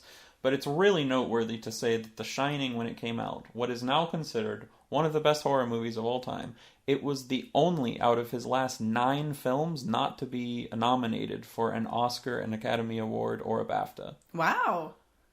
All the rest of his movies were nominated for those. Wow, that's except amazing. for this one. And of course now you would expect that all of those organizations would probably go back on that, but it's just, it's really, really something that it was not nominated for any of those. That is really interesting. But I feel like that goes to show that awards don't tell you about cultural significance necessarily in the long run. Maybe at the time, you know, about cultural significance, like this is what was popular. Yeah. But it doesn't tell you what's going to hold up 10 years, 20 years, 30 years. That's just the nature of how they are. Like, a lot of people love to really hate on award shows for very valid reasons. Oh, yeah. I still like them but it's because you have to know how to navigate them almost. You have to understand, like, what they actually mean. Yeah. And how it's very much in the context of, like, this moment and what is popular and who paid to have their movie submitted. Right, exactly. And they definitely make mistakes. Like, one of the most common things that they do is they'll award a worst movie to, like, best director or something by a director because they realize that their previous work should have gotten the win. Interesting. And then they'll give it to their next one almost as an apology. Like, that happens all the time. I didn't know about that. Yeah. That's really interesting. One thing I would like to touch on before we really start wrapping up, I cannot believe that Stephen King has Jack describe his own mother as nondescript. That's in chapter 26. That seems pretty messed up. That was like, Stephen King has these moments, which is why I asked about why, if you were like, how you felt about this misogyny for Wendy in the movie. And, like, I get that you're a man, you know? Sure. So your perspective is a little different. I feel like you're pretty aware of a lot of this stuff, so you probably would have picked up at least on some of it. I feel like Stephen King actually really, like, he objectified women disproportionately. He literally referred to this woman as nondescript. And I feel like maybe that was probably a purposeful choice, but there were probably better ways to do that. You know what I mean? Like, maybe she's mousy and demure or something like that. That's why I was like, really? You're saying Kubrick was misogynistic? Are you not just talking about how he treated Shelley Duvall on set? Right. Like, I mean, Stephen King is a pretty outspoken, at least he was. He's kind of slowed down nowadays as he gets older. But he was like pretty outspoken feminist and like liberal. He still is, yeah. Yeah. But that's why I was like, really, Stephen King? Because like you wrote this and like you clearly like, again, the book was written in the 70s. It's a product of its time.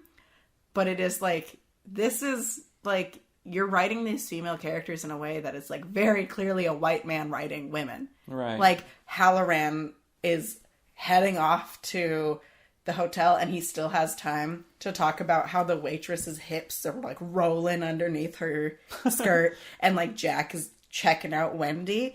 It's never reciprocated. Wendy never stops to be like, look at Jack's bulge, you know? She doesn't do that.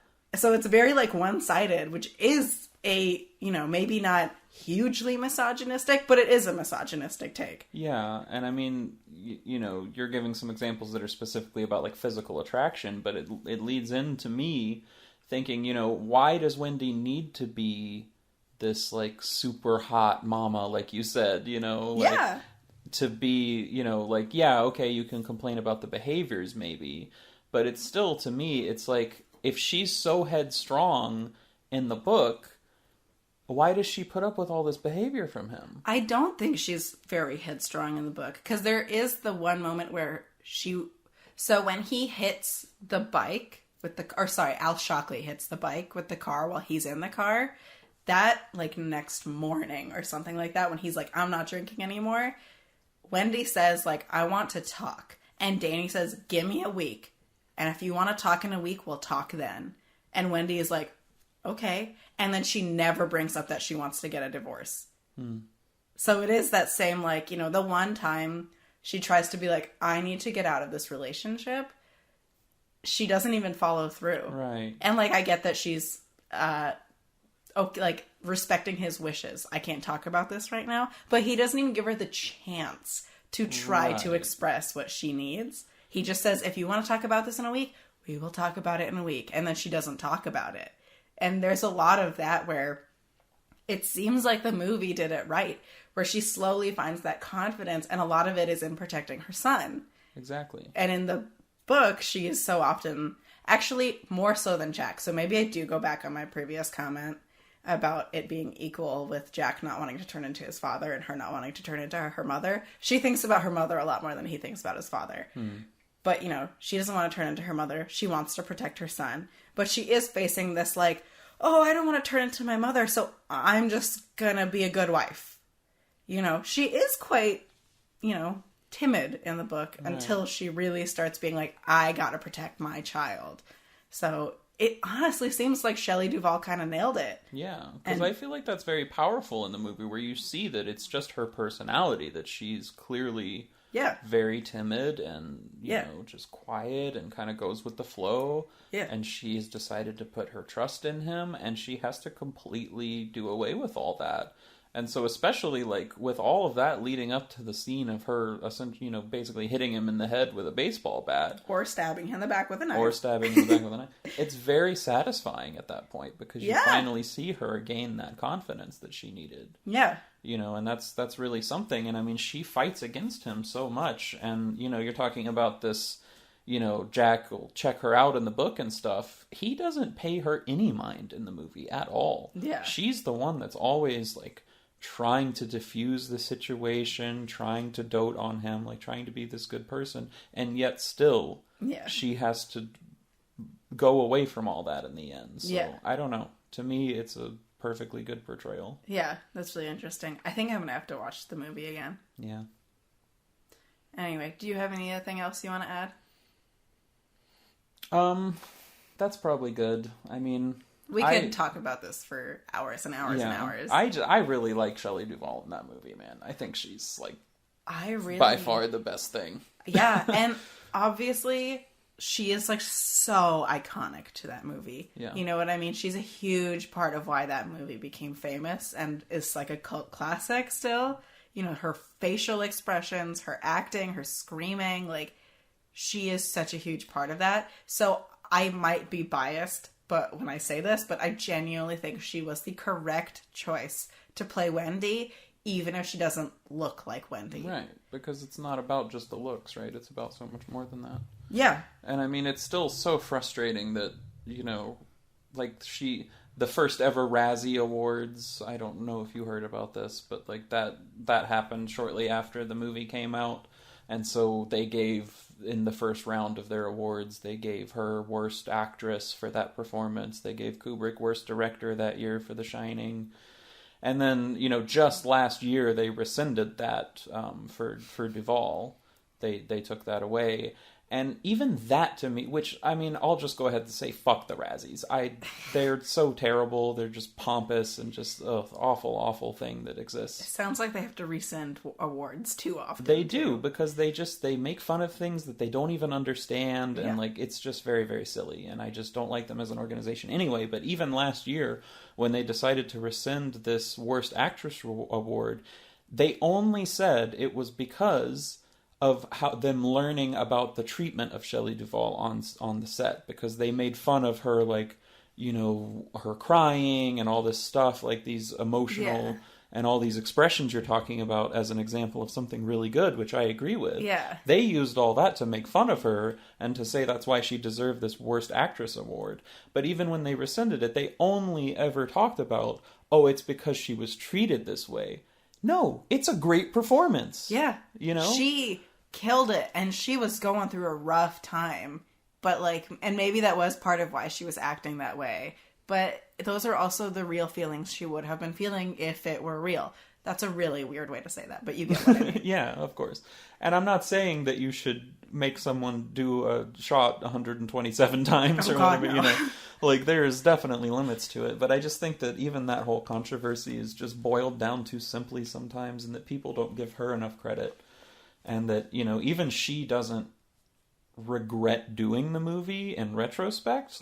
I'm not trying to, defend anyone here, but, it's just important to understand that. And that, she really did something great there. She did, yeah. And I'm really glad to see that she's coming back to the acting game, Yeah. Because she deserves all of the accolades for what she did in The Shining. Well, I think that's all I have. I could go on and on about this movie. There's so much about it, especially in the camera techniques and everything, but that's not the point of this podcast, so we won't get into that. We'll talk about that when we get sushi or whatever. Okay, Alan, I want to ask you the important question, though. Is the book better than the movie? Well, based on what you have said, absolutely not. I think I agree. I think the movie is probably better than the book. And I know that's probably going to make a lot of people angry, but it's true. It had great elements, and see, that's the thing about it. It's okay that it's not an ultimately better final product, because we wouldn't have had the movie without the book. Yeah. And it provided all those great elements, so there's a time and place for everything, I guess. Diane Johnson was right. Diane Johnson, you are the true hero of this conversation. Call me. So I think that sums up our thoughts that are appropriate for the podcast. Before we sign off, Alan, I have a quiz for you. Oh, great. This is what I call the tagline quiz. Movie tagline quiz. I'm going to run through the rules real quick. Probably just the first few early episodes. The rules are you have to guess the movie based on the tagline. I am not going to bother keeping track of points. So if you want to keep track of points, that's on you. Some movies have multiple taglines, and I have only picked one. So far, on my very long list of movies, there are no repeat movies. I'm not going to make a promise to you, though, that I will never repeat a movie. Now, question, where are you pulling these from? Specifically movie posters? Everything is pulled from IMDb and Letterboxd. Okay. And IMDb often has a tagline section. Yeah. Sometimes they're really dumb, and we all know that a lot of users can add stuff to IMDb. Like the trivia on IMDb is a gold mine. I love it. I did also pull actors and synopses from IMDb and Letterboxd that I can help you with. I'm going to give you an example, all right? If I say in space no one can hear you scream, you would guess. Alien. Yes. 1979 sci-fi horror. Starring Sigourney Weaver, Tom Skerritt, John Hurt. I also have a synopsis. We're not going to bother with that. Okay, Alan, are you ready? No, but I'll do my best. All right. Your tagline for this episode is... Did you just grumble? No. You won't believe your eye. Won't believe your eye. Yes, you won't believe your eye. Huh. Let me know if you need a hint. Won't believe your eye. Just one eye. Yeah, you won't believe your eye. Singular. Well, nothing comes to mind straight away. You want a hint? Yeah, what are you thinking? I think either a genre or I think if I give you the genre, you'll get it right away, so I kind of want to give you the year first. Alright, fine. 2001. 2001? You won't believe your eye. 2001. Do you want the genre? We just talked for a long time. I know that brain is like pouring out your ears. Yeah. You want the genre? Yeah. Animated comedy. You won't believe your eye. I see those gears turning. 2001 animated comedy. I don't know if this will help. Billy Crystal, John Goodman, Mary Gibbs. Oh no. The actors probably won't actually help you though. I know I should know it. Animated comedy.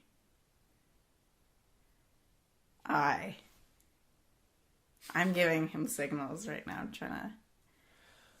Oh, Monsters, Inc. Monsters, Inc. Exactly. Wow. Yeah, that took me a while. That is a weird tagline for that movie. Yeah. In order to power the city, monsters have to scare children so that they scream. However, the children are toxic to the monsters, and after a child gets through, two monsters realize things may not be what they think. You would think the tagline would be something to do with the screaming. But it's all about Mike and his eye. Yeah, but that's... I don't know. There are probably other taglines that are like, so funny, you'll be screaming. But I thought I don't know. Something like that. I found this one a while ago. That was tough, yeah. Yeah. Oh, I also forgot that movie came out all the way back in 2001. 2001, I know. That feels like 04. I mean... That's not a huge difference. It's not. Well, it is for when I was 8 years old. Yeah. Next time I'm going to give you one that you probably won't get. Just to be mean. Well, this didn't go very well anyway. You got it! You got it. Oh, well. Well, that's all for now. Thank you for listening to In Contrast. I'm Nisha. And I'm Alan. Let us know what you think and your opinions. You can find us at In Contrast Pod on Instagram and Twitter. Next up, I think we're going to be talking about Blade Runner and Do Androids Dream of Electric Sheep, where we'll ask the important question, is the book really better than the movie? Bye, everyone.